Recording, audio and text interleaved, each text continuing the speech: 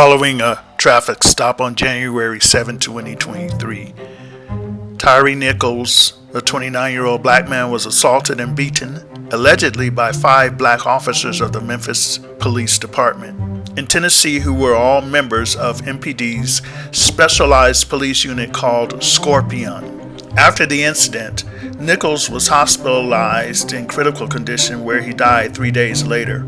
The MPD officers have been dismissed and arrested. Scorpion has been disbanded. Wikipedia. The story of the scorpion and the frog came to mind. The story goes like this. A scorpion came to a pond and needed to cross over to the other side. The scorpion saw a frog and requested the frog to aid him. The scorpion said, "I need to cross over to the other side." The frog curtly countered, "No, you'll sting me, then I'll die." The scorpion returned, "Why would I do that? I'd drown also." The frog thought it made good sense, so he agreed with the scorpion's request and allowed the scorpion to climb onto his back. They started across the pond. When they reached the middle, the scorpion stung the frog. As the frog was sinking, he gurgled, "Why in the world did you sting me?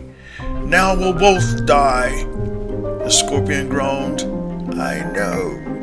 I couldn't help it. That's just my nature." Human nature without God is a scorpion. If there is any good in anyone, it is the Spirit of God, even if the person doesn't know it. Psalms 58:3, "The wicked are estranged from the womb. They go astray as soon as they be born, speaking lies."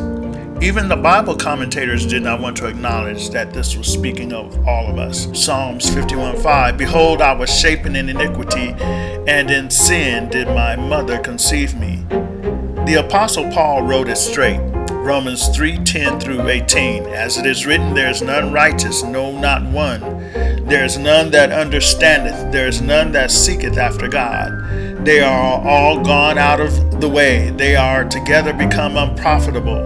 There is none that doeth good, no, not one. Their throat is an open grave, with their tongues they have used deceit. The poison of asp is under the lips, whose mouth is full of cursing and bitterness. Their feet are swift to shed blood. Destruction and misery are in their ways, and the way of peace have they not known. There is no fear of God before their eyes." It is hard to hear what we really are. That's the bad news. Many say, "I'm a good person. I would never do that." Everybody has good in them. Or after they do something they could never imagine, or yell at someone, "I'm sorry, that's just wasn't me." Reality is, whatever we do is in the program of our minds. Given the right circumstances or situation, we don't know what we would do. We are all capable of heinousness, no matter what ethnicity or race. Jeremiah 17:9 and 10 says, "The human mind is deceitful above all things and desperately wicked. Who can know it?"